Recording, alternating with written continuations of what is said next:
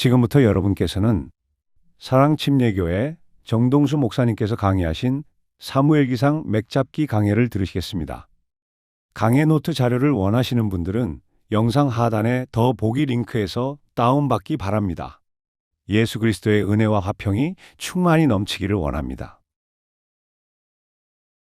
사무엘기 맥잡기 넷째 시간, 성경 맥잡기로는 60번째 시간 오늘 시작하도록 하겠습니다.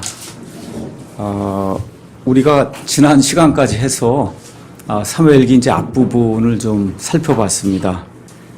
그 내용을 잠시 여러분에게 이제 요약 정리를 하고, 그리고 오늘부터 이제 9장이 나오는데 사울이 왕이 되는 그런 내용이 이제 나오거든요. 그 내용을 여러분에게 이제 설명하도록 그렇게 하겠습니다.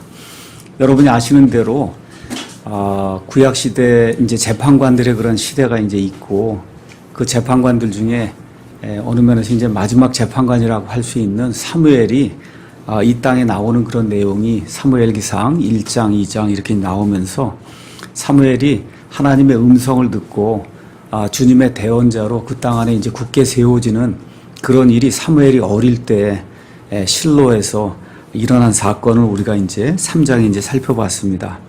그래서 이제 하나님께서 그 전에는 하나님의 말씀을 대언으로 주지 않았어요. 백성들이 워낙 불순종하기 때문에.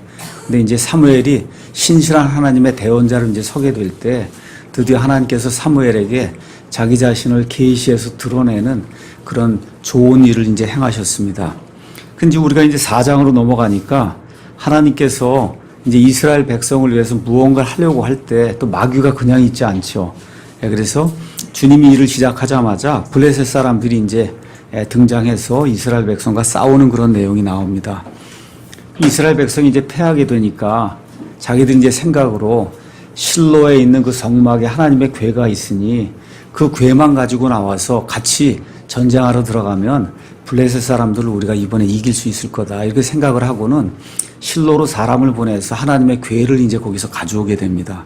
하나님의 궤만 온 게 아니라 장차 이제 이스라엘의 대제사장이 될 사람들인 엘리의 두 아들 홈리하고 비느하스가 그 궤를 가지고 이제 전쟁터에 나가는데, 여러분이 아시는 것처럼 궤를 가지고 왔는데도 불구하고 이스라엘 백성 중에서 보병 3만 명이 쓰러져 죽고, 또 홈리와 비느하스가 한날에 죽고, 또 그 소식을 실로로 달려가 산 사람이 전하게 되니까 엘리가 그 소식을 듣고 죽고, 또 이러면서 비느하스의 아내가 아이를 이제 출산하죠. 그 아이의 이름을 이가봇이라고 해서 하나님의 영광이 이스라엘에서 떠났다 하는 어느 면에서 심판과 저주의 말씀을 하면서 4장이 이제 안타깝게 이제 이렇게 끝나게 됩니다. 또 이제 하나님의 궤를 빼앗겼단 말이에요. 블레셋 사람들에게.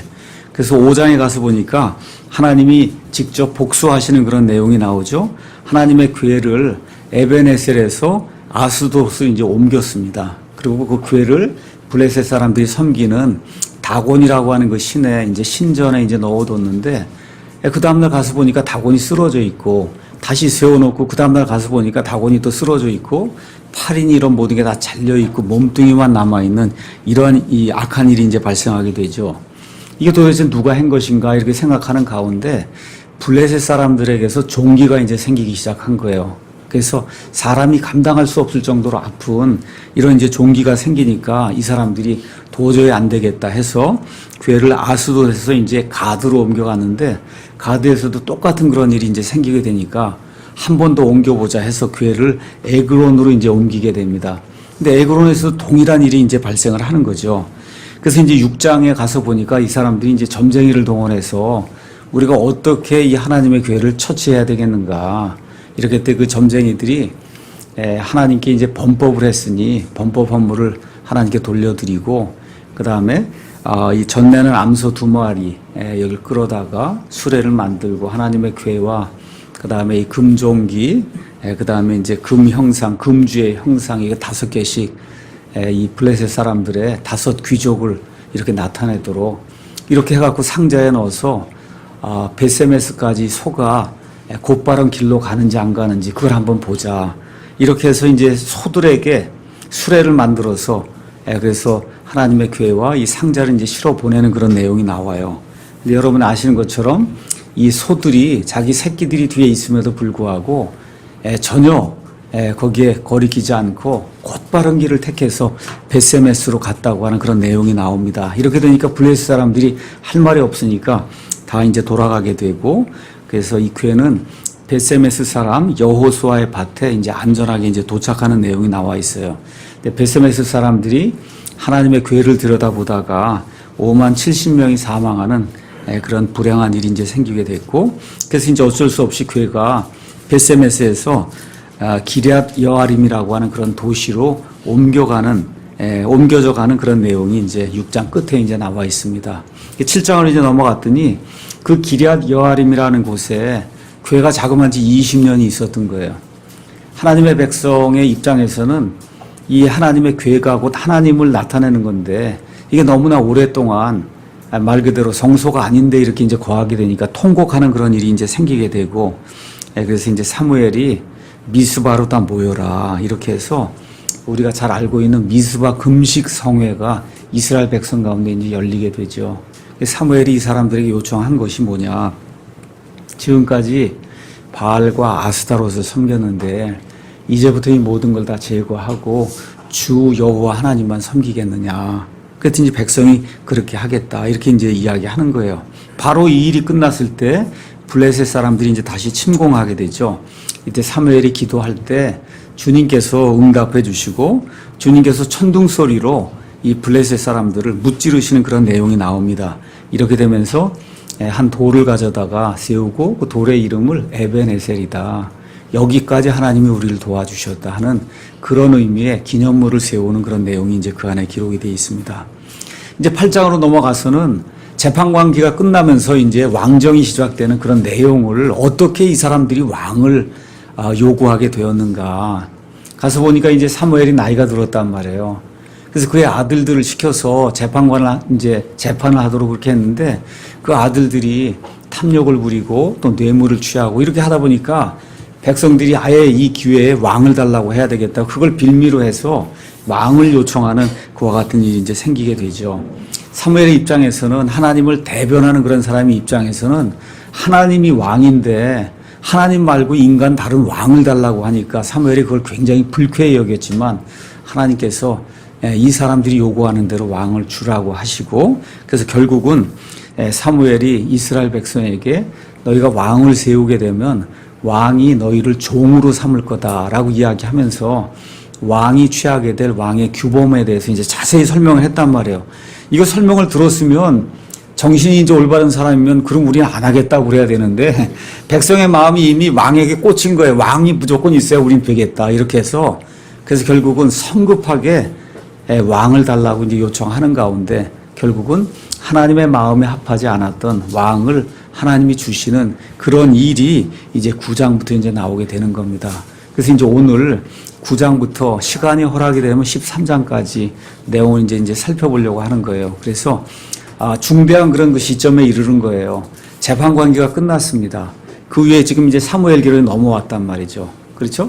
그래서 재판관들이 다스리던 시대에서 이제 왕들이 다스리는 그런 시대로 이제 넘어가면서 이스라엘의 처음으로의 왕이 이제 세워지는 그 내용이 여기 9장부터 이제 나오는 거예요.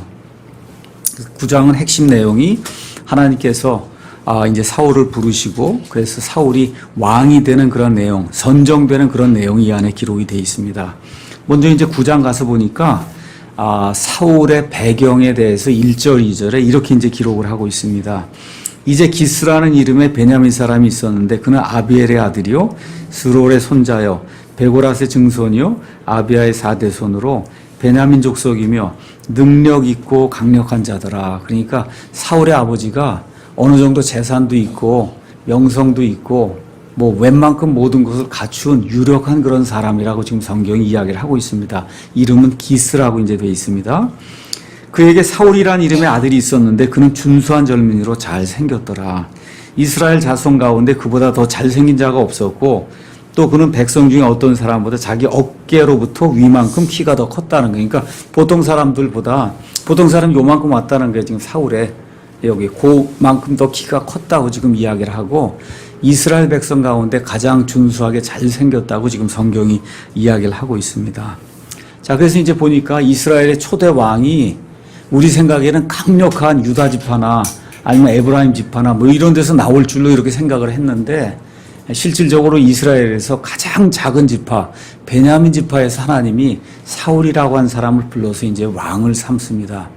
우리가 이제 재판 관기를 봤잖아요. 재판 관기가 21장까지 기록이 되어 있는데 21장 중에 맨 마지막 19장, 20장, 21장은 여러분이 잘 아는 것처럼 어떤 사람의 그 첩을 동성애하려고 하는 그런 사람들이 이렇게 결국은 죽이게 되고 이렇게 돼서 그 사람이 그 첩의 몸을 사지를 다 찢어서 12지파에게 다 보내게 되면서 이스라엘 백성이 베냐민 지파에게 회개할 것을 촉구했는데 베냐민 지파가 말을 안 듣잖아요.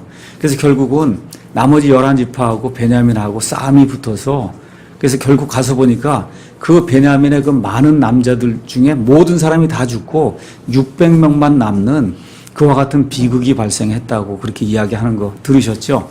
이렇게 되면서 결국은 그 사람들을 위해서 아내를 얻어주기 위해 속임수를 쓰고 뭐 이렇게 하면서 겨우 베냐민 지파를 살려놓는 그런 일이 사사기 19장, 20장, 21장이 기록이 되어 있어요. 그러니까 이스라엘의 그 12지파 중에 지금 가장 힘이 약하고 사람 수도 적고 그런 지파가 지금 베냐민 지파인데 하나님께서 어떤 이유에서인지 그 베냐민 지파 거기에서 기스라고 한 사람의 그 아들 이 사울을 택해서 이스라엘의 초대 왕으로 삼으시는 그런 내용이 이제 9장에 이제 기록이 되어 있습니다. 일단 베냐민이 어디에 놓여 있느냐, 여러분이 지도를 이스라엘의 12지파 이런 지도를 가서 보셔도 이제 보시고 이제 가서 보시면 알지만 이스라엘의 맨 밑에 시므온 지파가 있고 시므온 지파는 이제 유다 지파 안에 들어 있는 거예요. 그리고 실질적으로는 거기 넓은 지역 예루살렘을 포함한 그 지역이 유다 지파입니다. 유다 지파 바로 그 위에 베냐민이 껴 있고 베냐민 바로 넘어서면 에브라임 지파가 있어요. 그러니까 북쪽에서 가장 강한 지파가 에브라임이고 남쪽에서 가장 강한 지파가 유다인데 그 사이에 조그맣게 지금 베냐민이 지금 들어가 있는 겁니다. 거기서 하나님이 왕을 이제 세우시는 거예요. 자, 그런데 어떤 일이 생겼냐? 그 기스가 나귀를 가지고 있었는데 그 나귀들을 잃어버린 일이 이제 생기게 되는 겁니다. 그래서 나귀를 찾다가 왕이 되는 거예요. 여러분, 굉장히 그 재미있는 일이 발생한 거죠. 아버지가 나귀를 잃어버렸다. 몇 마리 나귀들을 잃어버렸어요. 아버지가 가서 나귀를 찾아오라고. 그렇게 해서 지금 기스가 종아나를 데리고 동네방네를 다 찾아다니는데 나귀들을 찾을 수 없는 거예요. 그렇죠? 그래서 결국 나귀들을 찾다가 우연히 왕이 된 사람의 이야기가 나오는데 가서 이제 보시면 알겠지만 왕이 될 준비가 하나도 안 돼 있는 사람이에요. 왕이 될 준비가 사무엘이 누군지도 지금 모르니까 여러분 여기 이제 가서 보시면 하나님의 사람 사무엘이 누군지도 몰라요. 그런데 사무엘이 어디 살았냐? 자기 집에서 한 8km 정도 옆에 살았거든요. 여러분 8km 정도 옆에 살고 사무엘이 블레셋 사람들과 이런 전쟁을 일으켜서 이 이스라엘 백성을 인도하고 그런 유명한 그런 이스라엘 통치하는 재판관인데 지금 사무엘이 누군 줄 모르는 사람이 지금 왕이 되는 이러한 엄청난 어느 면에서 비극이 이제 발생을 하는 내용이 안에 이제 기록이 되어 있습니다. 그래서 결국 나귀를 찾으러 갔다가 나귀들을 찾지 못하고 그래서 종이 이제 권고를 하죠. 하나님의 사람에게 나가서 하나님 사람에게 한번 물어봐야 되지 않겠냐. 우리 사람의 힘으로는 나귀들 찾는 게 안 되겠다. 이렇게 해서 결국은 이 종의 권고로 하나님의 사람, 처음에는 하나님의 사람이라고만 나오고 나중에 이제 이름이 사무엘이라고 이제 밝혀지게 됩니다. 자, 이렇게 되면서 거기 9절에 고를 처리하는 방법을 하나님이 이제 우리에게 보여주세요. 우리 킹제임스 영어 성경 가서 보시면 소위 고라고 불리는 그런 단어들이 좀 있습니다. 여기 가서 보니까 9절에 예전에 이스라엘에서는 사람이 하나님께 가서 여쭈려 할 때 이같이 말하기를 오라 우리가 선견자에게로 가자 하였더라. 그러면서 뭐라고 돼 있냐? 선견자가 고예요. 지금 대언자라 부르는 사람을 예전에는 선견자라 불렀더라. 그렇게 한 이후로 그 다음부터 쭉 나오는 얘기가 11절에 선견자가 어디 있느냐, 선견자. 계속 선견자 이야기를 대언자라고 부르질 않고, 그러니까 대언자라고 하는 하나님의 말씀을 대신 전한다고 하는 그런 직무를 맡은 대언자라고 하는 명칭이 나오기 전에는 여기 선견자라고 하는 그런 명칭으로 그런 일을 하는 사람을 불렀단 말이에요. 우리 말로는 선견이라고 썼는데 영어로는 단순해요. see어로 돼 있어요. 보는 사람이에요. S-E-E 본다는 얘기죠. 거기다 R자를 그러니까 앞날을 내다보는 그런 사람, 사람의 어떤 그 운명을 내다보는 이런 사람을 지금 선견자라고 과거에 이렇게 불렀단 말이에요. 그런데 지금 우리나라에도 이제 그런 문제가 많지 않습니까? 뭐 가서 어느 권사에게 가서 안수를 받으면 모든 거 다 가르쳐 준다. 이래갖고 재산 팔아갖고 거기다 갖다 바치고 누가 계룡산에 갔다 왔다 해서 거기다 갖다 재산 바치고 이런 사람이 굉장히 많거든요. 우리나라 그 말로는 대언자를 지금 선지자로 바꿔놨어요. 그러니까 선지, 미리 한다는 거예요. 그러니까 계룡산이나 어디 가서 돌을 터득하면 미리 한다는 거죠. 사람의 운명을. 그러니까 그 사람에게 가서 이제 머리를 디밀고 돈을 갖다 바치고 한 그 사람이 앞날을 가르쳐 준다. 그러니까 사실은 선견자나 선지자나 똑같은 그런 의미거든요. 원래는 선지자가 아니고 대언자예요. 대언자. 그래서 이스라엘 백성에게도 하나님이 하나님의 말씀을 대언해서 앞날을 알려주는 그런 사람들을 그 이전에 주셨어요. 근데 그 이름이 뭐냐, 명칭이 선견자란 말이에요. 근데 선견자라고 부르니까 무슨 일이 생겨요? 폐가 생기는 거예요. 사람들이 말 그대로 예물을 싸갖고 가서 당신이 앞날을 내다볼 줄 아니 내가 어떻게 될지 알아봐 주시오. 이런 식의 이런 그 부당한 일들이 생기게 되니까 이 선견자가 이제 나중엔 없어지게 되고 조금 지나가면서부터 선견자는 이제 한 번도 안 나오고 다 뭐로 바뀌냐? 대언자로 바뀐단 말이에요.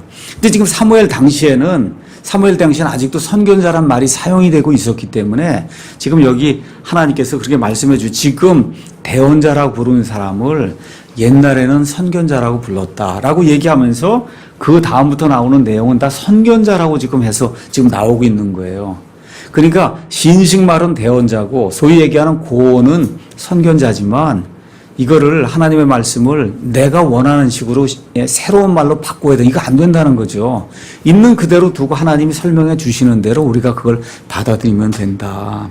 자, 이렇게 이제 돼서 결국은 사무엘이 사는 도시 라마에 아마 저녁 때쯤에 물길로 가는 시간이 되게 이제 저녁 때라고 하는데 소녀들이 이제 물길로 가는 그런 시점에 라마에 이제 도착하게 됩니다. 그 내용이 이제 11절에 나와 있고 하나님께서는 이미 하루 전에 사무엘에게 베냐민 땅에서 어떤 사람이 너를 찾아올 거다라고 미리 말씀해 주신 내용이 15절 16절에 이제 나와 있습니다. 그래서 하나님께서 뭐라고 말씀하시느냐? 내일 이맘때 내가 베냐민 땅에서 한 사람을 내게 보내리니 너는 그에게 기름을 부어 내 백성 이스라엘의 대장으로 삼으라. 그가 내 백성을 블레셋 사람들의 손에서 구원하리니 내 백성의 부르짖음이 내게 이르렀으므로 내가 그들을 돌아보았느니라 하시니라. 여기 대장이라고 하는 그런 말이 나오잖아요. 이거를 좀 잘 이해하셔야 됩니다. 우리 이제 보통 별 4개를 달면 대장이라고 그러잖아요. 그런 대장이 아니에요. 여기 나와 있는 대장은 캡틴이라는 뜻이에요. 캡틴, 어떤 무리나 때를 이끌고 나가는 지도자를 그런 캡틴이라고 불렀고 우리가 보통 대장이라고 얘기할 때 별 4개 달린 건 제너럴이거든요. 그런 의미로 쓰이지 않았다. 그래서 우리 구원의 대장 뭐 이런 거 이야기할 때 그걸 제너럴로 이해하시면 안 돼. 이거는 어떤 때나 어떤 무리나 이거를 이끌고 나가는 그와 같은 그 리더를 대장, 무리를 나타내는 대자를 쓴 거예요. 큰 대자를 쓴 게 아니고. 네, 그렇게 이제 이해를 하시면 하나님께서 이제 드디어 왕을 세우시려고 하는데 드디어 뭐가 처음 나오냐? 기름 붓는 일이 나오는 거예요. 그래서 왕은 기름 부음을 받아야 돼요. 물론 누가 기름을 붓냐? 대부분의 경우 하나님의 사람, 특히 제사장이 이제 기름 부음을 합니다. 그런 일을 하는데 여긴 지금 이제 사무엘이 기름 붓는 그런 일을 하게 되죠. 그래서 기름 부음을 받는다라고 하는 거 이게 이제 왕에겐 대단히 중요한 일이고 그래서 이제 왕정이 시작이 되면서 그 이후에 나오는 모든 왕은 기름 부음을 받아서 이제 왕이 되는 거예요. 지금식으로 이야기하면 미국의 대통령이 초대 대통령부터 대통령 자리에 딱 들어가서 직무를 수행할 때 선서를 할 때 어떻게 이 바이블에 이게 성경에 손을 놓고 그러고선 선서하고 직무를 수행하는 것처럼 그 당시 이제 왕이 되려면 그런 기름 부음을 받아야 돼요. 그래서 우리가 메시아 그거를 그리스 말로 바꾸면 그리스도 이렇게 되죠. 그게 기름 부음을 받은 자다 이런 뜻이에요. 그러니까 하나님께서 기름 부음을 받아서 하나님의 직무를 수여한 그와 같은 사람을 메시아라고 이야기한 거예요. 그게 그리스 말로 넘어오면서 그리스도가 돼서 예수 그리스도 그렇게 이야기할 때는 기름 부음을 받으신 분, 그렇죠? 예수님, 우리가 이제 그렇게 이제 부르게 되는 겁니다. 자, 이래서 사울의 이제 겸손함이, 보통 우리가 겸손함이라고 얘기하는데 20절, 21절에 사무엘이 이제 사울에게 내가 왕이 될 거다 그렇게 이야기할 때 사울이 대답하는 그 내용이 21절에 나옵니다. 사울이 대답하여 이르되 나는 이스라엘 지파 중에서 가장 작은 지파 출신으로 베냐민 족속이 아니니까 이거 맞는 말이에요. 그렇죠? 또한 내 가족은 베냐민 지파의 모든 가족들 중에서 가장 작지 아니하니까 이것은 어느 면에서 자기를 낮춘 거예요. 거기 9장 1절 가서 보니까 기스가 능력 있고 강력한 자라고 그랬잖아요. 그렇죠? 그래서 처음에 이제 시작을 할 때 많은 사람들이 사울이 이제 겸손한 게 아니냐 이렇게 이제 이야기하는데 또 여러 개 주석을 보니까 단순히 립 서비스였을 가능성이 크다. 뒤에 나오는 행적을 가서 보니까 이게 말로만 그렇게 한 그런 그 립 서비스였을 가능성이 크다. 이 뒤에 가서 보면 사실 조금 좀 그런 면이 있거든요. 그래서 그런 것도 이제 한번 보시면서 어찌됐든 초대 왕이 되면서 내가 정말 베냐민 지파에서 이렇게 작은 집안 출신의 사람인데 내가 어떻게 왕이 될 수 있습니까?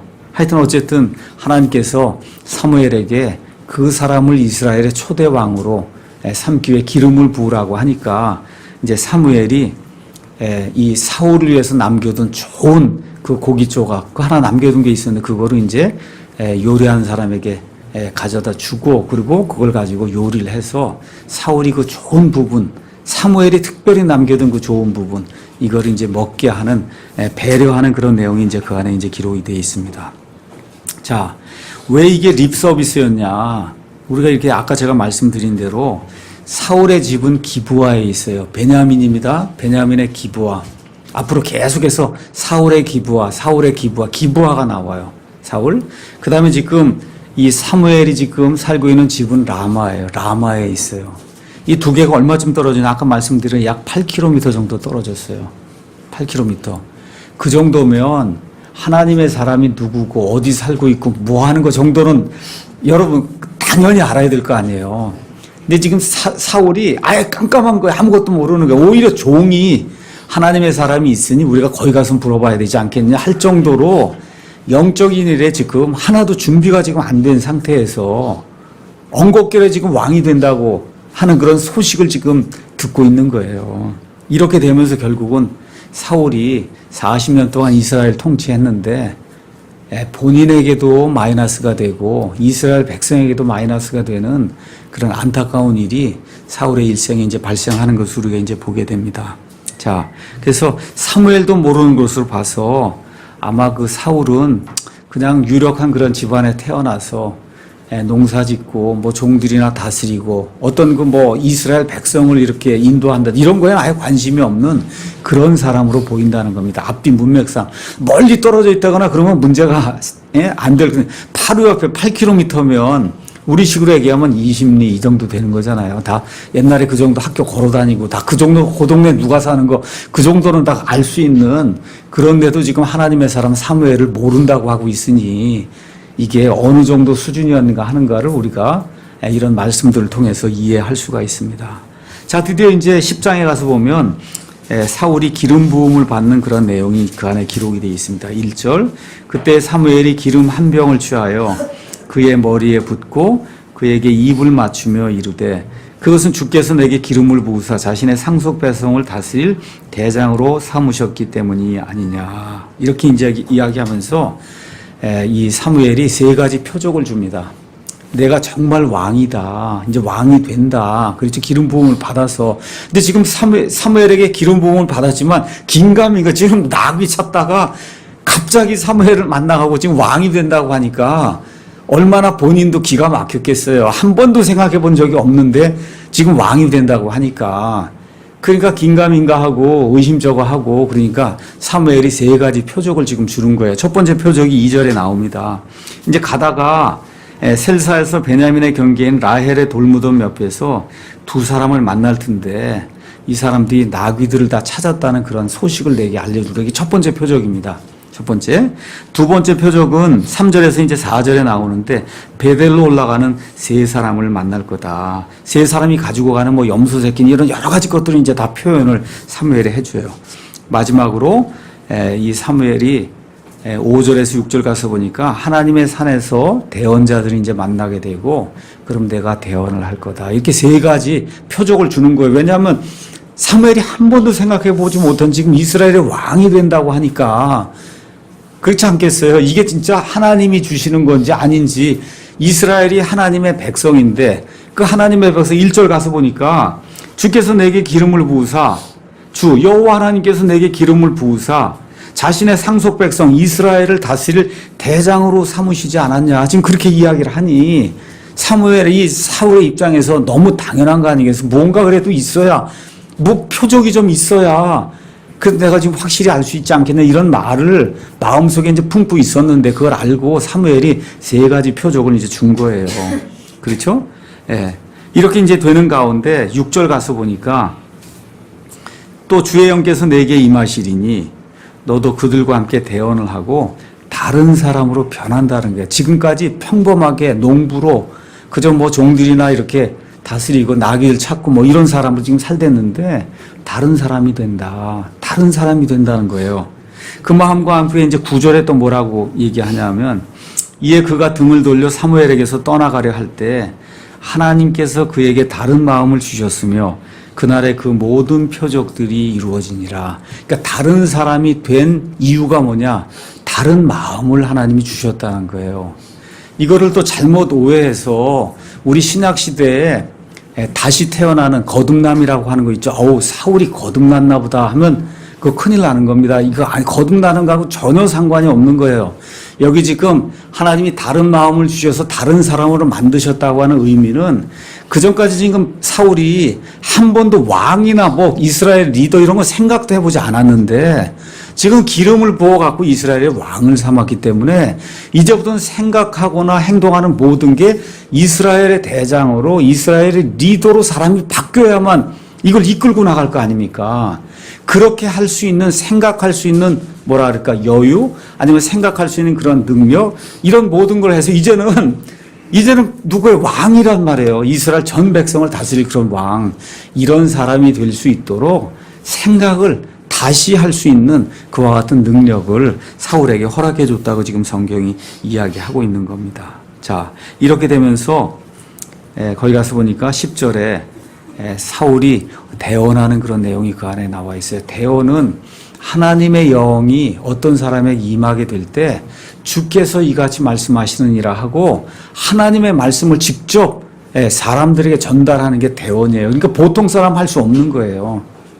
근데 지금 사울이 이 왕으로 임명을 받고 나서 하나님이 내가 정말 내 왕이다라고 하는 거를 하나님께서 알려주시기 위해서 표적으로 하나님의 영이 그에게 임하게 될 때 그가 하나님 주가 이같이 말하노라 이렇게 얘기하면서 대언을 하는 그와 같은 표적이 있었다고 이제 성경이 이야기하고 있습니다. 자, 이렇게 되면서 11절에 예전에 그를 알던 모든 사람들이 보니 보라 그가 대언자들 가운데서 대언을 하므로 지금까지 사람들이 알기에 이거 대언은 특별한 사람만 하는 건 줄 알고 있었는데 보니까 누가 대언을 해요? 기스의 아들 사울이 지금 대언하는 거 아닙니까? 그렇죠? 이에 백성이 서로 이르되 기스의 아들에게 임한 이 일이 도대체 무엇이냐? 사울도 대언자들 가운데 있느냐 하고 같은 장소에 한 사람은 대답하여 이르되 그런데 그들의 아버지가 누구냐 하니라. 그러므로 그것이 속담이 되어 사울도 대언자들 가운데 있느니라 하였더라. 근데 여러분 좀 이상하죠? 왜 갑자기 그들의 아버지가 누구냐 하고 묻냔 말이에요. 우리 상식적으로는 뭐라고 물어요? 그 사람 아버지가 누구냐? 그래야 될 것 같은데 지금 그들의 아버지가 누구냐 하고 한 사람이 이제 묻는단 말이에요. 그렇죠?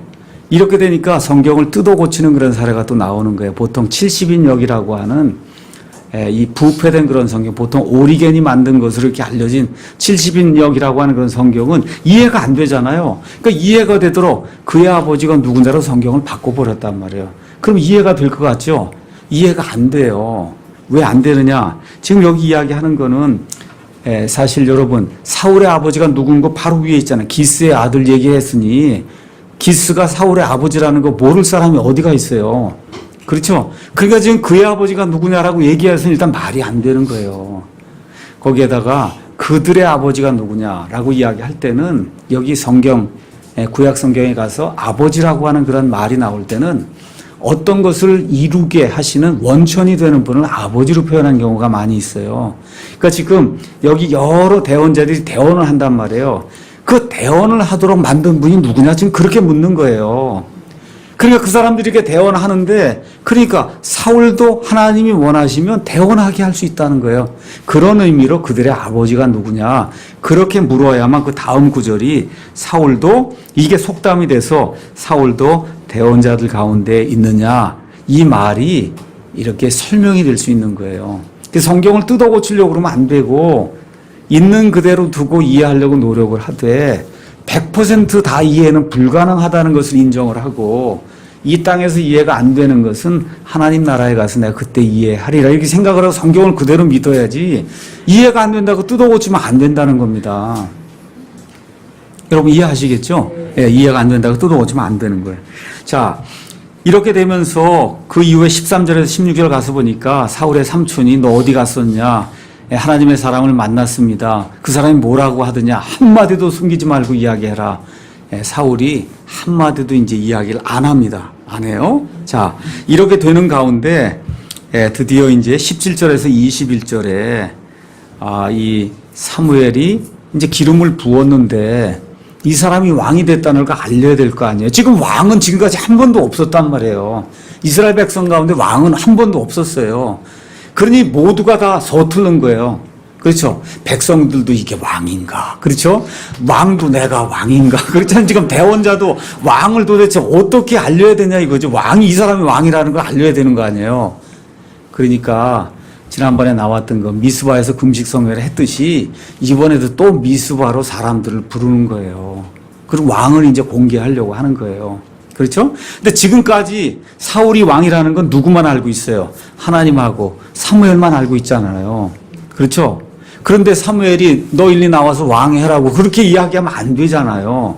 그러니까 어떻게 해요? 미스바로 이제 다 모은 다음에, 그래서 20절 사무엘이 이스라엘의 모든 지파를 가까이 오게 하였더니 베냐민 지파가 뽑히고, 그 다음에 또 누가 나와요? 가족대로 오게 했더니 미드리의 가족이 뽑히고, 그 다음에 사울의 기스의 아들 사울이 뽑히는, 그러니까 하나님께서 이미 기름 부음을 다 이렇게 다 해놓으시고도 사람들 앞에서 너 일리 나오라고 사무엘이 그렇게 해서 왕을 세우면, 아니 저게 진짜 왕인지 우리가 어떻게 알아? 이렇게 되니까 하나님께서 이 제비 뽑는 것과 같은 일, 이런 걸 통해서 베냐민 지파에서 사울이 속한 그런 가족 중에서 기스의 아들 사울을 이렇게 뽑아서 하나님이 이 모든 것을 하셨구나 하는 것을 백성이 인지할 수 있도록 그렇게 만드는 내용이 그 안에 이제 나오는 거예요. 자, 그런데 문제가 나오죠. 여기 21절에 그를 찾아도 발견할 수가 없는 거예요. 사무엘이 이제 사울이 이제 뽑혔는데 사울을 데려오라고 하니 사울이 없는 거예요. 찾을 수가 없는 거예요. 이렇게 될 때 그 사람이 거기 왔는지 조사도 지금 모르는 거예요. 그래서 주님께 여쭈었더니 저 물건들 뒤에 숨었다. 그렇게 얘기하는 거죠. 그렇죠?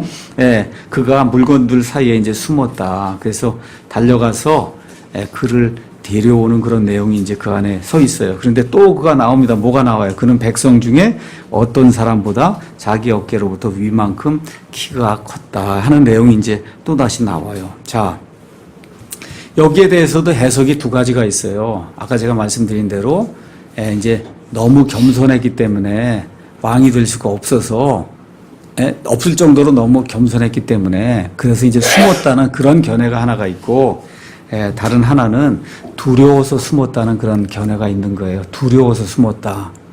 아유, 그냥 갑자기 왕이 돼서 이거 전체를 다스리려고 하다 보니까 한 번도 생각해보지 않은 그 일을 하려고 하니 너무 두려워서 숨었다. 그래서 성경적인 주석가들이 보는 건 후자예요. 너무 두려워서 숨었다. 그래서 하나님께서 어떤 사람을 하나님의 일로 이렇게 부르실 때 특히 어떻게까지 했어요? 하나님이 표적까지 다 보여줬잖아요. 그렇죠? 지금은 그런 표적을 안 보여주기 때문에 숨을 수 있어요. 내가 진짜인가 아닌가 하고 숨을 수 있단 말이에요. 근데 그때는 하나님께서 앞으로 일어나는 모든 일 다 보여주시고 심지어 사울이 대언까지 할 수 있도록 그렇게 능력을 주셨으면은 하나님이 나를 선택하셨구나 생각을 하고 그때는 부끄러워해야 될 그런 일이 아니라는 거죠. 그러니까 부끄러워야 할 때 부끄러워해야 되고 부끄럽지 않게 해야 될 때는 당당하게 하나님의 사람으로 하나님이 택하셨으면 내가 왕이 돼서 이 사람들 이끌고 나가야 되겠다. 이렇게 생각을 해야 될 때 그때 가서 부끄러워하고 두려워해서 숨으면 문제가 생긴다는 거죠. 그래서 이런저런 여러 가지 요소들을 봤을 때 일단 준비가 하나도 안 돼 있어요. 준비가 안 돼 있는 상태에서 이스라엘 전체를 다스릴 왕이 되라고 하니까 무섭고 두려워서 물건들 속에 가서 그 사이에 지금 숨어 있는 이와 같은 모습으로 지금 사울이 표현돼서 이제 나오게 됩니다. 자, 이렇게 되니까 사무엘이 이거 얼마나 황당한 일이겠어요. 왕이 될 사람이 지금 물건들 속에 가서 숨어 있으니 그걸 지금 백성이 가서 데리고 왔으니 이거를 어떻게 잘 마무리를 해야 될 거 아닙니까? 그렇죠? 이렇게 되니까 사무엘이 온 백성에게 얘기하는 내용이 나오죠. 너희가 주께서 택하신 자를 보느냐. 일단 힘을 실어주는 거예요. 하나님이 택한 사람이다. 이 사람은 내가 택한 게 아니라 하나님이 택한 사람이다. 그러면서 온 백성 가운데 그와 같은 자가 없느니라. 이렇게 잘생기고 이렇게 키가 크고 이런 사람이 어디 있냐. 그렇죠? 이게 지금 사무엘의 가장 큰 맹점이에요. 나중에 이제 사울 이후에 왕을 다시 세우라고 할 때 누구에게 가요? 베들레헴 사람 이새의 집에 갔는데 거기 가서 보니까 7 형이들이 쭉 나오는데 그냥 뭐 멋있게 잘생기고 그랬단 말이야. 보니까 야 정말 이 사람 왕이구나. 이게 사무엘의 약점이 여기 지금 나타나는 거예요. 보기에 이렇게 뭔가 훤칠해 보이고 이러니까 이게 왕이겠구나 생각을 이제 했는데 나중에 다윗을 뽑을 때 이제 가서 보니까 그렇게 키도 크지 않고 그렇죠. 그런데 하나님의 마음에 합한 사람, 이 사람이 부라니까 할 수 없이 가서 붙잖아요, 지금 사무엘이. 그러니까 지금 사무엘의 그런 약점이 이런 데서 지금 드러나는 거예요. 그래서 사무엘이 몇십 년 동안 하나님의 사람으로 재판을 했음에도 불구하고 백성들 앞에 지금 왕이 될 사람을 지금 추천하는데 키 크고 잘생기고 지금 그것만 이야기하는 거예요, 지금. 이러한 어려움이 있어서 결국은 아들들 잘못 키우지 않았나. 아들들이 망나니처럼 됐잖아요, 지금 사무엘도. 그래서 이런 것들을 저와 여러분이 좀 이렇게 염두에 두면 좋을 것 같습니다. 자, 이제 이렇게 되는 가운데 이제 거기 가서 보니 이게 이제 국왕폐하 만세하고 하나님이 이 사람을 택하셨구나. 백성이 이제 기뻐하고 이렇게 되면서 26절에 사울도 기브아에 있는 기브아가 자기 고향이니까 집으로 이제 갔으며 하나님께서 마음을 감동시킨 사람들의 무리가 그와 함께 갔더라. 자, 드디어 이제 왕이 되니까 신하들이 있어야 될 거 아니에요. 근데 다시 말씀드리면 지금 왕이 처음 되는 거예요. 그렇잖아요. 그 하나님께서 사람들의 마음을 감동을 시켜서 이제부터 내가 사울을 왕으로 섬겨야 되겠다는 그런 마음을 어떤 사람들에게 주게 될 때 사울이 기브아에게 돌아갈 때 그 사람들이 사울과 함께 가서 사실은 그때부터 왕정을 이렇게 세우기 위한 그런 계획도 세우고 하는 그런 일들을 이 사람들과 함께 하지 않았는가 우리가 이렇게 살펴볼 수 있는데 왕이 처음이 될 때 누가 신하가 될지 어떻게 알아요? 그렇잖아요. 저 사울이 어떤 사람인지 알지도 못하고 하나님께서 그에게 은혜를 베푸셔서 마음에 감동을 주게 되니까 그 감동을 받은 그런 사람들의 무리가 사울과 함께 기브아로 내려가는 그런 내용이 이제 그 안에 기록이 되어 있습니다. 근데 이제 문제가 하여튼 누가 이제 뭐 대통령이 되든 왕이 되든 항상 뭐 반대가 있단 말이에요. 그렇죠? 27절. 그러나 벨리알의 자손들 마귀의 자식들은 이르되 이 사람이 어떻게 우리를 구원하겠느냐 하고 그를 멸시하며 그에게 예물을 가져오지 아니하였으나 그는 잠잠하였더라. 지금 왕이 되긴 됐는데 왕이 됐으면 선물 가져다 줘야 될 거 아니에요. 웬만한 사람이. 왕의 규범을 다 보여줬잖아요. 이미 사무엘이. 그러니까 선물도 가져오지 않고 그리고 사실 검증된 게 하나도 없잖아요. 이 사람 정말 왕 노릇을 할 수 있는지. 그러니까 이 사울을 이렇게 경멸하는 그런 발언을 하는 그런 악한 사람들도 있었다. 지금 성경이 그렇게 이제 이야기하고 있는 겁니다. 자, 이제 11장은 어떤 내용이 이제 기록이 되어 있냐. 사울이 이제 왕이 되긴 됐는데 무슨 힘이 있어요. 그렇잖아요. 그 전부터 왕이 있어갖고 내가 왕위를 계승했으면 왕이 이런 거구나 하기 뭐가 되는데 사울이 지금까지 한 번이라도 싸움을 해본 적이 있어요. 그렇죠? 뭐 리더십을 발휘해 본 적이 있어요. 지금 이렇게 됐는데 지금 왕이라고 세워졌는데 그러니까 하나님이 은혜를 다시 한번 또 베푸시는 거예요. 그래서 사울이 하나님의 영의 감동을 받아서 커다란 그런 그 용맹스러운 그런 일을 하면서 이스라엘을 구출하게 될 때 그때 이제 사람들이 야 정말 우리가 왕을 제대로 선택했구나 이렇게 하면서 그 사울에게 하나님이 다시 한번 은혜를 베푸는 그런 내용이 11장에 이제 나오는 겁니다. 거기 가서 보니까 1절에 암몬 족속 나하스라고 하는 사람이 올라와서 야베스 길르앗을 마주보고 진을 쳤다. 여러분이 이스라엘의 12지파 이 지도를 이제 가서 보시면은 여기 요르단강이 있고 요르단강의 동쪽에 이 모세가 정복했던 그런 땅이 나옵니다. 그렇죠? 그 정복했던 땅의 한 지역의 그 도시의 이름이 야베스 길르앗이에요. 가서 보시면. 그래서 여기 암몬 족속이 있고 그 밑에 모압 족속이 그 밑에 에돔이 있고 이렇게 되어 있는데 여기 가서 보시면 암몬 족속이 있단 말이에요. 이 암몬 족속이 여기 이스라엘 땅으로 쳐들어와서 지금 야베스 길르앗 그 맞은편에 지금 진을 치게 된 겁니다. 여기. 이렇게 되면서 이 사람들이 너희를 우리가 억압하고 종으로 삼겠다. 그렇게 얘기했더니 야베스 길르앗 사람들이 이 사람들에게 한 가지 이제 요청을 하죠. 2래 동안 우리가 너희와 싸울 수 있는 그런 사람이 있는지 없는지 우리 이스라엘에서 한번 찾아보고 없으면 그때 우리가 나가서 엎드려 절하고 우리가 이제 당신을 섬기겠다. 그렇게 얘기하니까 나하스가 뭐 봐봐야 왕이 있으면 아무것도 없잖아요. 자기가 이제 보기에 2래 동안 줄 테니까 너희가 한번 그런 사람을 찾아와라. 그렇게 해서 지금 2래 동안의 유예 기간을 받는 내용이 이제 그 안에 있는 거예요.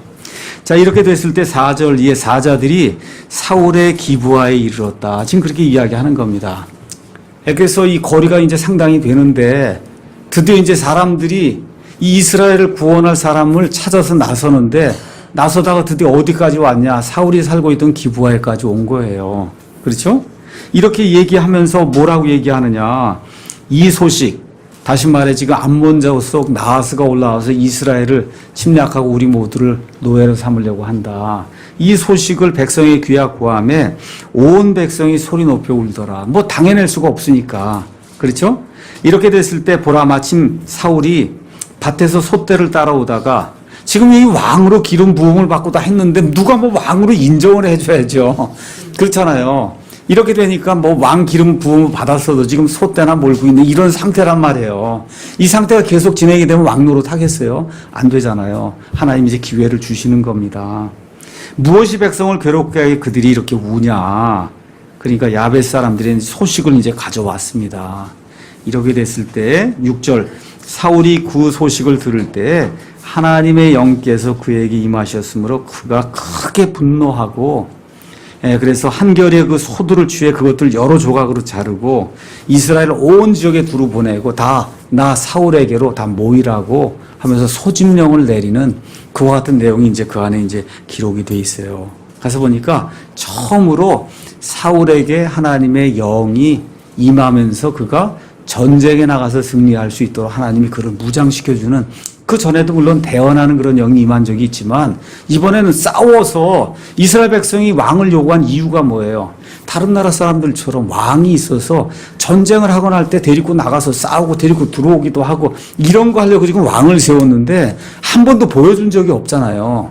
그렇죠? 그러니까 지금 하나님께서 기회를 이제 주시는데 거기에 그 사람의 힘만으로는 안 되기 때문에 하나님의 영께서 사울에게 임했다라고 하는 그런 말이 이제 나오는 겁니다. 자, 구약 시대에는 하나님의 영께서 어떤 사람에게 임했다가 떠났다가 하는 그와 같은 일들이 있어요. 그 신약 시대하고 달라요. 신약 시대에 우리 가서 보시면 요한복음 14장 16절에서 19절 여러분 가서 보시면 하나님께서 예수님께서 내가 떠나면 그러면 하나님께 간구해서 위로자를 너에게 보내주게 하는데 그분이 진리의 영이다. 그분이 오시면 영원 무궁토록 너희와 함께 거한다는 거예요. 그래서 저와 여러분이 구원받으면 이 신약 시대에는 성령님이 우리 안에 영원 무궁토록 내주하세요. 안에 거하세요. 우리에게 떠날 수가 없어요. 그리스도의 영이 없으면 그는 그리스도의 사람이 아니라고 로마서 8장 이야기하기 때문에 무슨 일이 있어도 성령님이 한번 우리의 구원받으면 성령님이 우리를 떠나는 일이 없는 거예요. 근데 구약 시대에는 우리가 잘 아는 것처럼 사사기 13장 삼손 아시죠? 13장 25절, 14장 19절 이런 데 가서 보시면 하나님의 영이 삼손에게 임했다가 또 떠났다가 임했다가 떠났다가 하는 그런 일들이 이제 생기게 됩니다. 그래서 이런 것들을 저와 여러분이 잘 기억하셔야 돼요. 시편 51편에 가서 보시면 이런 내용이 있습니다. 시편 51편. 이제 다윗이 밧세바와 간음한 이후에 나단의 책망을 받고 그리고 이제 회개하면서 지은 시편이 시편 51편이에요. 51편 거기 가서 보니까 뭐라고 이제 기록이 돼 있냐. 51편. 자, 10절 가서 보겠습니다. 오 하나님이여 내 안에 깨끗한 마음을 창조하시고 내 속에 올바른 영을 새롭게 하소서. 이거 좋은 거예요. 맞습니다. 나를 주의 앞에서 쫓아내지 마시고 주의 거룩한 영을 내게서 거두지 마소서. 그렇죠? 이런 거 개혁 성경에는 주의 성령을 내게서 거두지 말라 해서 지금 복음 성가로도 나오고 있잖아요. 주의 성령을 거두지 말라. 이거는 성경을 완전히 잘못 이해하는 거예요. 이런 노래는 부르면 안 되는 거예요. 지금 이 신학 시대에는 하나님의 영이 우리에게서 거두어지는 일은 그 불가능합니다. 한번 구원받은 사람에게. 지금 이게 구약 시대이기 때문에 구약 시 심지어 다윗도 하나님의 거룩한 영이 이 간음하는 그런 일을 통해서 자기에게서 거두어질까 봐 그렇게 하지 말아달라고 기도하는 거거든요. 그래서 이러한 기도를 우리가 드리면 안 되는데 이거는 시대를 잘못 구분하고 이 교리가 올바르지 않기 때문에 그래서 이와 같은 복음성가도 나오고 이와 같은 노래를 하는 거예요. 그래서 이런 것들을 저와 여러분이 기억해야 돼요. 사울과 같이 이렇게 악한 사람도 하나님의 영이 그에게 충만히 임하게 될 때 그가 대언도 하고 심지어 나가서 이 사람들과 싸워서 대승을 거두는 그와 같은 놀라운 능력을 받기도 했다. 이런 걸 저와 여러분이 이제 기억하시면 좋을 것 같습니다. 자, 이렇게 이제 되다 보니까 사울에게는 이제 사람이 이제 모이기 시작했는데 어디에 모였느냐? 8절. 그가 베색에서 그들의 수를 세니 이스라엘 자손이 30만 명이요 유다 사람이 3만 명이더라. 베색은 어디에 있냐? 아까 봤어요. 이렇게 요르단강이 있으면 이 오른쪽에 야베스 길라앗이 있었죠. 그쪽으로 왼이쪽 서쪽으로 넘어가서 같은 위치에 거기에 베색이라고 하는 그런 도시가 있는데 얼마쯤 떨어졌냐? 야베스 길라앗하고 30km 정도 떨어진 거기로 사람들이 모이는데 이스라엘 사람이 30만이 모이고 유다 사람이 3만이 모였다. 이렇게 돼서 사울이 이 암몬 족속 나하스와 그의 군대들을 치게 될 때 어떤 일이 생겼냐? 암몬 족속 가운데 두 사람이 함께 남지 않았다는 거예요. 그러니까 다 뿔뿔이 흩어지고 이 사람들이 대패를 이제 당하고 결국 이제 사울이 우리가 상상도 못한 그와 같은 승리를 이루는 그런 내용이 이제 그 안에 이제 기록이 되어 있습니다. 자, 이렇게 이제 되니까 12절, 13절에 어떤 사람들이 얘기를 하는 거죠. 사울이 어떻게 왕이 되겠냐 하고 그렇게 말하던 그 벨리알의 아들들 이번에 아예 능지처참하는 게 어떻겠습니까? 이제 그런 내용이 나오잖아요. 그랬더니 사울이 나서서 하나님께서 승리를 주신 이 날에 우리가 사람을 죽일 수 없다 하고 그들을 용서하는 이제 그런 내용이 나오게 됩니다. 자, 드디어 이제 3번 나오는 거예요. 사울이 어느 면에서 왕이 되는 게. 자, 사무엘하고 사울하고 둘이 만나서 이미 이렇게 기름 부었을 때 이제 왕이 된 거예요. 그 누구만 알아요? 지금 사무엘만 아는 거예요. 다음에 미스바의 사람을 불러갖고 제비를 뽑아갖고 그래서 다시 한번 왕을 세웠는데 지금 왕이 지금 소를 몰고 있으니까 지금 그렇죠? 이게 이런 상태니까 하나님께서 다시 한번 그에게 이 하나님의 영으로 충만하게 해주셔서 전쟁에서 대승을 이루게 되니까 이스라엘 백성이 드디어 왕이 있으니까 이게 되는구나. 이제 뭐예요? 충성심이 생기기 시작하는 거잖아요. 그렇죠? 이렇게 되니까 사무엘이 이제 때가 이르렀구나. 이제 생각을 하고는 지금식으로 얘기하면 대관식을 하는 겁니다. 다시 한번 왕국을 새롭게 하는 거예요. 그 내용이 14절에 그때 사무엘이 백성에게 이르되 오라 우리가 길갈로 가서 거기서 왕국을 새롭게 하자 하니 온 백성이 길갈로 가니라. 이렇게 해서 거기서 그들이 길갈에서 주 앞에서 사울을 왕으로 삼았다. 이미 하나님이 지금 3번째 하는 겁니다. 이게 그렇죠? 드디어 이런 과정을 겪으면서 이스라엘 백성이 한 번도 가져보지 못했던 왕을 대관식 같은 걸 통해서 이렇게 왕을 세우는 그런 일이 공식적으로 여기 길갈에서 이제 이루어지게 되는 내용이 이제 그 안에 기록이 되어 있습니다. 자, 이제 12장 말씀만 여러분에게 이제 하고 13장은 다음 주에 이제 해야 될 것 같습니다. 자, 길갈로 이제 내려왔단 말이에요. 그렇죠? 사람들이 이제 드디어 그렇게 원하던 왕을 이제 갖게 된 거예요. 근데 지금 사무엘이 나이가 들어갔고 이제 더 이상 이 대언자의 임무나 아니면 이 재판관의 임무를 더 이상 수행할 수 없는 그런 상태가 이제 된 겁니다. 2절. 이제 보라. 2절. 그 왕이 너희 앞에서 걷느니라. 너희가 그렇게 왕을 달라 그래서 내가 하나님께 간구해서 하나님이 왕을 주셨고 지금 이 왕이 너희 앞에서 걷지 않냐. 이 왕이 지금 대승을 이루지 않았냐. 그렇죠? 나는 늙어 머리가 세웠고 보라 내 아들들은 너희와 함께 있느니라. 아들이 있는데 너희가 다 싫다고 그러지 않았냐. 그렇죠? 탐욕을 부리고 이 뇌물을 받고 이래갖고 자 그래서 이제 사무엘이 이제 드디어 이제 왕정이 공식적으로 시작이 된 거예요. 백성이 이제 왕으로 인정을 했으니까 그렇잖아요. 이제부터 이 왕과 함께 너희가 해야 될 그 일을 내가 너희에게 분명히 가르쳐 주겠다 해서 이 길갈의 사람들을 모아놓고 어느 면에서 모세가 죽기 전에 이스라엘 백성에게 신신당부했던 그 이야기를 사무엘이 다시 한번 여기서 반복하는 내용이 12장에 이제 기록이 되어 있는 거예요. 먼저 3절에서 5절에는 사무엘이 나에 대해서 내가 잘못한 것이 있으면 지금까지 너희와 함께 모르겠는데 나이가 한 80, 90 정도 되지 않았겠습니까?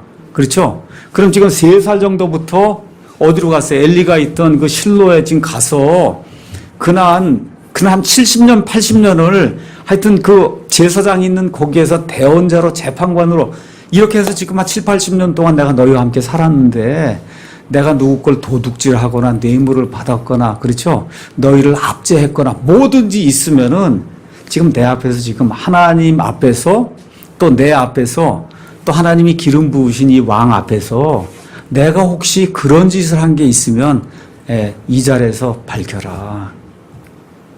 근데 백성이 뭐라 그래요? 없다 그러죠. 없습니다. 그렇죠? 없습니다. 그렇게 얘기하는 게 상당히 중요한 것 같아요. 그러니까 사무엘을 이 백성들이 이렇게 존경하고 따르고 한 거에 그 배경이 뭐냐? 그런 게 없었다는 거예요. 이게 학위 같은 거 다 위조를 하고, 그렇죠? 이제 엉뚱한 일을 하고 돈만 갈취하고 이렇게 하면 그게 모이는 것 같고 사람이 많은 것 같아도 그 시대가 이렇게 흘러가게 되면 그럼 더 이상 사람들이 모이지 않는다는 겁니다. 여기. 지금 사무엘이 내가 너희에게 줄 말이 있다는 거예요. 결론은 그게 하나님을 두려워하고 하나님께 순종하는 그런 삶을 살라는 그 얘기를 지금 해주려고 그러는 건데 먼저 내가 어떤 사람인가를 너희 앞에 내가 증명을 하겠다. 지난 70년이고 80년 동안 내가 하나님의 재판관으로 너희를 다스리지 않았냐. 그 가운데 내가 누구의 뇌물을 취하거나 누구에게서 빼앗거나 누구를 억압하거나 재판을 잘못해서 억울하게 만든 그런 사례가 있으면 이야기해라. 하나도 없다고 이야기를 하는 내용이 그 안에 이제 기록이 되어 있습니다. 이렇게 이제 될 때 6절에서 11절 사무엘이 이스라엘 백성의 과거를 회고하는 거예요. 자, 지금 너희가 여기 가나안 땅에 와서 살지 않느냐. 어떻게 가나안 땅에 들어왔냐는 거예요. 이스라엘 백성의 역사에서 가장 중요한 사건이 뭐예요? 출애굽 사건이란 말이에요. 그러니까 출애굽부터 이야기하는 거예요. 하나님이 모세와 아론을 통해서 너희를 이집트 땅에서 빼내지 않았냐. 이게 빼낸 이후에 40년 동안 너희가 불순종하는 가운데 광야에서 빙빙 돌다가 여호수아의 인도를 받고 그 안에 들어가서 여호수아가 땅을 다 분배해 주지 않았냐. 여호수아가 죽은 이후에 재판관들의 시대가 시작되지 않았냐. 그렇죠? 그 재판관들의 시대의 특징이 뭐예요? 계속해서 바알과 아스타라를 쫓다가 그죠? 하나님께서 그들을 괴롭게 여러 이방 민족들 통해서 괴롭게 하면 잘못했습니다. 그리고 또 하나님께 돌아오면 하나님께서 대언자 아니면 뭐 이런 재판관 그렇죠? 구출자를 보내주면 감사하다 그러고 또 10년 20년 지나면 또 그 일 반복하는 그런 내용들 그렇죠? 10절에 그들이 주께 부르짖어 이르되 우리가 주를 버리고 바알들과 아스타롯을 섬겼으므로 죄를 지었나이다. 이렇게 이야기하면 그러면 11절에 주께서 여룻바알이 누굽니까? 기드온, 그렇죠? 베단, 입다, 그 다음에 사무엘이 재판관이란 말이에요. 이 재판관 이런 사람들을 보내서 너희를 이방 사람들에게서 건져내어 지금까지 오게 그렇게 만들어주지 않았느냐. 이렇게 이야기하는 거예요. 하면서 이제 11절에 13절, 이제 마지막으로 암몬 자손, 암몬 족속 나하스가 쳐들어와서, 그럴 때, 너희가 부르짖으며 간구할 때 뭘 달라고? 왕이 있어야 되겠다. 왕은 이미 이전에 세워놨는데 왕 노릇을 지금 못하고 있잖아요. 그렇게 될 때 드디어 사울을, 그 이미 세워놓은 그 사울을 왕으로 확실하게 이런 대관식을 통해서 할 수 있도록 하나님이 사울에게 능력을 주셔서 전쟁에 이기게 하도록 그렇게 하지 아니하셨느냐. 그 얘기는 이제 이야기하면서 14절 15절에 지금까지 너희의 행위를 살펴보라는 거예요. 하나님을 대적하면 하나님이 반드시 너희를 대적하신다. 이거를 기억을 해라. 그렇게 이야기하면서 16절에서 18절에 사무엘이 놀라운 표적을 이제 하나 이 사람들에게 이제 보여줘요. 거기 가서 보니까 뭐라고 기록이 되어 있냐. 그러므로 이제 서서 주께서 너희 눈앞에서 행하실 이 큰 일을 보라. 오늘은 밀을 수확하는 때가 아니냐. 자, 이스라엘 백성은 밀을 수확하는 때가 가을이에요, 봄이에요? 봄에 하는 거예요. 언제 뿌리냐? 가을에 뿌리는 거예요. 가을에 뿌리면 이스라엘 땅에는 우기가 우리 달력으로는 12월에서 1월 정도까지가 우기예요. 그래서 우기가 끝나고 나서 5월까지는 건기가 돼서 비가 한 방울도 안 와요, 그때는. 무슨 얘기인지 아시죠? 그렇게 되는데 어떤 일이 생겼냐. 거기가 오늘은 밀을 수확하는 때가 아니냐. 5월이란 말이에요. 5월. 5월에 지금까지 한 번이라도 천둥 소리가 나고 비가 내린 적이 있었냔 말이에요. 없었단 말이에요. 한 번도. 그렇죠? 내가 주를 부르니 내가 하나님께 이제 간구할 테니 그분께서 천둥과 비를 보내사 너희가 너희를 위해 왕을 구하면서 주의 눈앞에서 행한 너희의 그 사악한 일이 하나님 보시기에 엄청나게 나쁜 큰 일이라고 하는 그런 사실을 너희가 깨달아 알게 하시리라 하고 사무엘이 하나님을 부르니까 하나님께서 천둥과 비를 이 건기에는 있을 수 없는 그런 일이거든요. 천둥과 비를 보내니까 그냥 이스라엘 백성이 한 번도 본 적이 없잖아요. 이렇게 그러니까 벌벌벌 떨면서 우리가 잘못했습니다. 하나님이 우리의 왕이신데도 불구하고 우리가 사람 왕을 달라고 한 거, 그거 정말 잘못한 겁니다 하고 벌벌 떨면서 하나님 앞에 회개하는 그런 내용이 그 안에 이제 기록이 되어 있습니다. 19절에 회개하는 거죠. 이렇게 될 때 마지막으로 이제 사무엘이 쐐기를 박는 거예요. 20절, 21절에 헛된 우상들 섬기지 마라.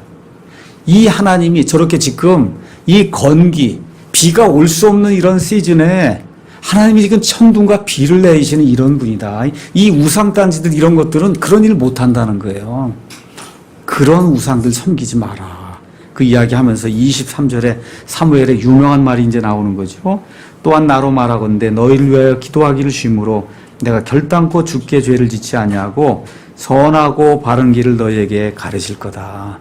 이제 내가 왕이 섰으니까 재판관의 직무를 더 이상 할 수 없어. 할 필요도 없는 거고. 그렇죠? 그럼에도 불구하고 한 가지 안심해도 될 게 있다. 내가 그만둔다 그래서 기도하는 것까지 다 그만두는 건 아니다. 그래서 죽을 때까지 사무엘이 백성과 특별히 나중에 가서 보면 죽을 때까지 사무엘을 위해서 사울을 위해서 기도했다고. 자기가 택한 이스라엘의 초대 왕이 잘못된 길로 가게 될 때 죽을 때까지 그를 위해서 기도했다고 하는 그런 내용이 이제 성경에 이제 나오게 됩니다. 이렇게 하면서 24절, 25절 주께서 너희를 위하여 얼마나 큰 일들을 행하셨는지 깊이 생각하여 오직 그분을 두려워하며 너희 마음을 다해 진리 안에서 그분을 섬겨라. 그러나 만일 너희가 여전히 악하게 행하면 너희 곧 너희와 너희 왕이 다 소멸되리라 하니라. 그래서 가셔서 한번 여기 12장에 나와 있는 그 사무엘의 그 연설하는 그 내용을 한번 가서 보시면 아주 간단해요. 신명기 요약을 해놓은 거예요. 모세가 죽기 전에 이스라엘 백성에게 이렇게 경고해 놨던 그 말씀을 이 안에 간략하게 이렇게 요약을 해놓은 겁니다. 그래서 오늘은 사무엘기상 9장에서 12장까지 이제 살펴보면서 사울이 어떻게 왕이 되고 그 다음에 결국 하나님의 은혜를 통해서 하나님이 이렇게 연약한 사람임에도 불구하고 이렇게 은혜를 베푸시면서 정말 왕 노릇을 제대로 할 수 있도록 기회를 주시는가, 이런 것들을 우리가 좀 살펴보면서 저와 여러분에게도 하나님께서 계속해서 우리 삶에서 은혜를 주실 때 우리가 부드러운 마음을 가지고 그리고 하나님께 나아가야지 이제 그 다음 장부터는 뭐예요? 사울이 드디어 부드러운 마음을 버리고 교만한 가운데 패망의 길로 가는 40년이 그 안에 들어있는 거거든요.